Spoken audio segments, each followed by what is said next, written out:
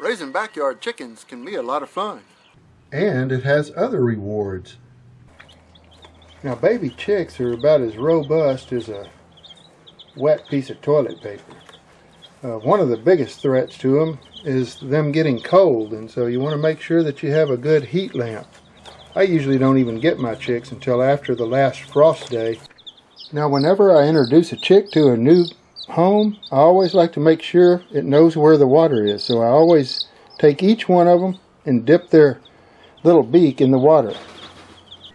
Now, I use some wood shavings, and this is kind of the smaller variety for underneath their pen to catch any of their waste. If you get the small stuff, I would not recommend using it for their bedding. I use straw, because if you get the fine stuff, they'll start eating it, and then that causes them to become even more constipated or impacted, and you don't really want that. So if you get the shavings, be sure you get the real large size shavings to use in their bed. Now, you want to protect their feed inside some kind of container so the varmints can't get it. A metal trash can is a good place to store food for chickens. I like to put a trash bag in mine so that the food doesn't come in contact with the galvanization of the can and start contaminating the food. I also like to mix in a little bit of this diatomaceous earth, which kind of helps keep down any ringworms or anything like that inside the baby chicks. And here's just a view of the type of TerraVet powder that I mix in their water, and it's got just a little bit of tetracycline in it, which is, I believe, some kind of antibiotic. So I keep that all inside here where it's easy access.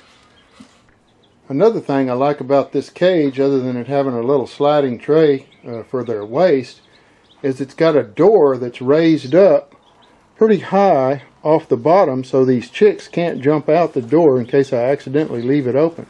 Another thing I like about it is it's got these springy latches on it, and it also closes really tightly. That's important if you get a chicken snake that tries to get in. Looks like we have another visitor in the chicken house. Ooh, good snag. It's a chicken snake, and he's just trying to make a living. Boy, he's a pretty one. Yeah. Look at his tongue coming out. Ooh, yeah. You also want some kind of a wire here that's only a 1/2 inch by maybe an inch. No greater than a 1/2 inch, because a chicken snake can wind its way in there. And believe me, with that forked tongue from miles away, they can smell these baby chicks. Another thing that can threaten baby chicks is fire ants. Down here in the south, we've got mounds of them.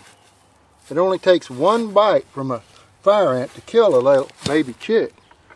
So be sure and treat any mound that's near where you keep your chicks. I use malathion. I also like to sprinkle a little bit of ant killer along the base of the food box and around the bottom of the sawhorses. Anywhere ants might be able to try and get access up onto the table where the chicks are. It's also a good idea to mark your calendar when you got them, and you should be able to look to the future about 6 months, and these pullets ought to be laying about that time. So then just before dark, I'll come out and check to make sure the heat lamp is on, and then I'll pull a blanket down over these chicks just to kind of trap some of that heat in there to keep them warm.